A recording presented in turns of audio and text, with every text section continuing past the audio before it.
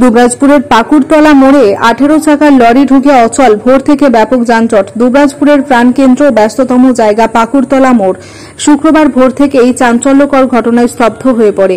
এই রাস্তায় একদিকে সবজি বাজারের মূল পথ, অন্যদিকে 4টি স্কুলের শতাধিক ছাত্রছাত্রী প্রতিদিন যাতায়াত করে। কিন্তু ভোর প্রায় 3টে নাগাদ রাজস্থান থেকে চন্দ্রপুরের উদ্দেশ্যে মুরগির খাবার বোঝায় একটি 18 চাকার লরি ভুলবশতই সংকীর্ণ রাস্তায় ঢুকে পড়ে। মুহূর্তের মধ্যেই পরিস্থিতি জটিল হয়ে ওঠে। লরিটি বিকল হয়ে পড়ায় যান চলাচল সম্পূর্ণভাবে ব্যাহত হয় এবং ভোর থেকে এলাকায় শুরু হয় তীব্র যানজট। স্থানীয় সূত্রে জানা যায়, লরিটি সরানোর চেষ্টা করতে গিয়ে বেশ কয়েকটি দোকান ক্ষতিগ্রস্ত হয়েছে। দুবরাজপুর থানার পুলিশের পক্ষ থেকে দ্রুত দুটি হাইড্রা আনা হলেও প্রচুর পরিমাণ মুরগির খাবারের বস্তা বোঝাই থাকায় গাড়িটি সরানো সম্ভব হয়নি। আনুমানিক 3টে থেকে 3:30টার মধ্যে ঘটনাটা ঘটে। কোনো ভুলবশত কারণে গাড়িটা ঢুকে পড়েছে এবং প্রশাসন সকাল থেকে আপ্রাণ চেষ্টা করেছেন। ওনারা আমি বলবো না, ওনারা যথেষ্ট ধন্যবাদ দিই। ওনারা সকাল থেকে লেগে আছেন এবং আমাদের এখানকার সাধারণ পাবলিকেরও সহযোগিতা ওনারা পেয়েছেন এবং ড্রাইভার যিনি গাড়িটা নিয়ে এসছেন সেও অনেক চেষ্টা করেছে, অন্য ড্রাইভার এনেও চেষ্টা করা হয়েছে। আমাদের থানা থেকেও পক্ষ থেকে যথেষ্ট চেষ্টা হয়েছে, কিন্তু উপায় নিয়ে এখন রাড়েঘাটে ফেসে গিয়েছে। তো এটাকে তো বিকল্প ব্যবস্থা খালি করা ছাড়া তো কোনো উপায় নেই। এখন অর্ধেকটা খালি হোক, দুখানা হাইড্রা এনেও 1 ইঞ্চিও লড়ানো যায়নি।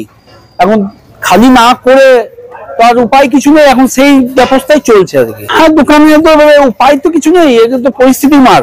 এটা ইচ্ছাকৃত ভাবে করা বা কিছু পরিকল্পিত ঘটনা নয়, দুর্ঘটনা। এটা দুর্ঘটনার মধ্যে পড়ছে। এখন ব্যস্ততম জায়গায় যখন ফেসে গেছে তখন তাকে তো উদ্ধার করতে হবে। এখন ক্ষয়ক্ষতি যেটুকু হয়েছে তার কি বিকল্প ব্যবস্থা, তার জন্য প্রশাসন আছে।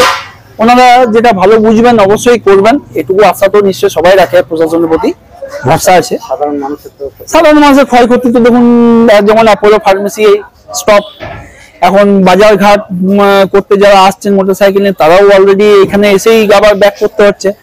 এখন ক্ষয়ক্ষতি যেটুকু হবার সেটা তো সাধারণ ব্যাপার, কিছু করার কিছু নেই, বিকল্প ব্যবস্থা চলছে। আমার নাম রঞ্জিত শর্মা, আমি এখানেই পাকুড়তলা মোড়ের বাসিন্দা। তাই জরুরি ভিত্তিতে অন্য একটি গাড়িতে বস্তাগুলো নামানোর কাজ চলছে।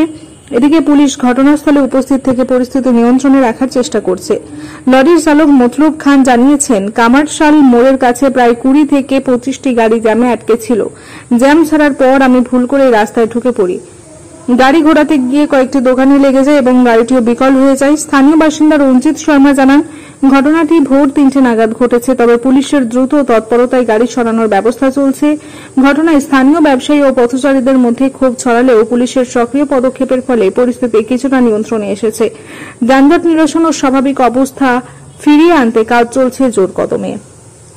দুবরাজপুর থেকে শেখ অলি মোহাম্মদের রিপোর্ট, জনকণ্ঠ টিভি নিউজ।